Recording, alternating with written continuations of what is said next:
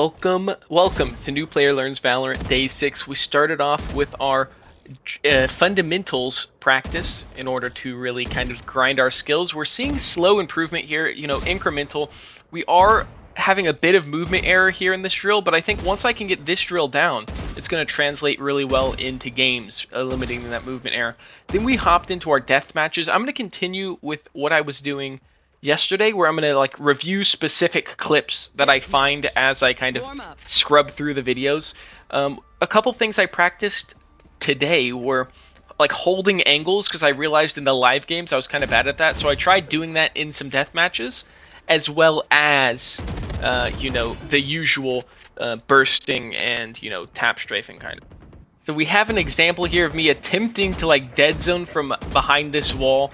My cursor placement, crosshair placement isn't the best here, so I end up missing some shots, but we can see that the first bullet I'm firing is actually getting dead zoned on most of these, and then I'm for some reason holding down the trigger for too long. Next, we can see that I finally kind of am improving with my spray and pray, or running gun, depending on what you want to call it.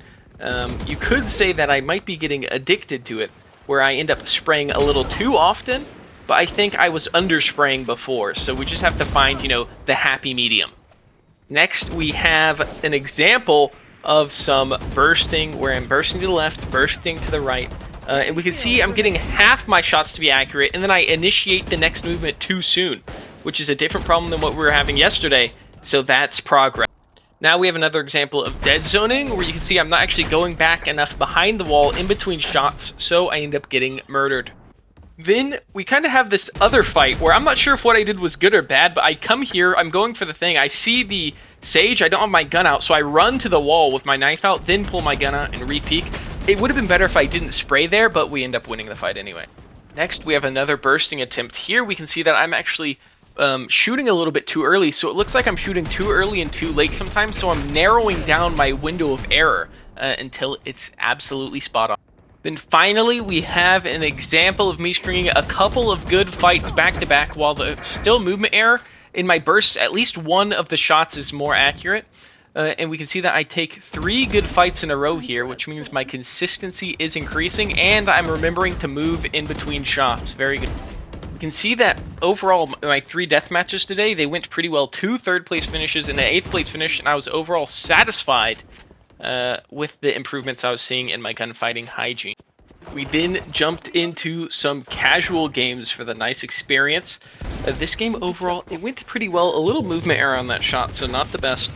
We got into some fights, I'm working on my, quick peeks around corners, so I'm not just, deady peeking or whatever that means, where you just run out there and kind of stand and take the 1v1 aim duel. Ego peeking, I think that's what the cool kids call it. But it didn't always work out for me. We tried to implement some of the practice of holding angles, but my crosshair placement is kind of not in the correct places, which leads to some unfortunate situation. That was probably the luckiest kill of my life so far. And then, the game didn't last overly long. It was only about 12 rounds, not because we stopped, but because the other team ended up surrendering, probably because they were tired of my insane kills. Now, this play right here is pretty bad, because I think I round this corner holding W. Or I don't, but they peak late, but they weren't looking where I was looking. We end the game 8-4, 9-7, not bad. I'm seeing some of my deathmatch gun skills translating into the actual games, which is good to see. We jumped into game number 2, and here, when we look at the shooting error charts, I started to notice a disturbing pattern. That kill was okay, but I'm noticing I'm getting a lot of my kills in spite of my movement, not because of it, where I'm moving while shooting, and then RNG just happens to bless me and not have the movement error be, too RNG and places it into their skull. So I think eventually in this clip you can see I actually changed my crosshair style to be a dot with the lines on the outside, just so it's visually apparent. I should shoot when the lines are towards the middle. Now, if I wait for that, my reaction time is going to be horrible, but it is subconsciously going to help me, and I do think it helped a little bit in the game, and hopefully we'll see tomorrow if I continue seeing benefits from this change, because I continually get kills like this one where I'm moving while I'm shooting, which isn't necessarily bad, but it's not optimal. I should shoot, then move, not move while shooting. We lost this game 12-13. Very unlucky. It was pretty close. But, you know, the things we're concerned about is learning new things, and I feel like I gained some information from reviewing this file. Finally, we hit up Aim Labs. I changed the color scheme a bit just to make it more visually appealing, and we ended up getting 9 high scores today. Not as many as previous days, but we can't expect explosive growth. It's about slow and steady improvements and then translating those improvements into the game.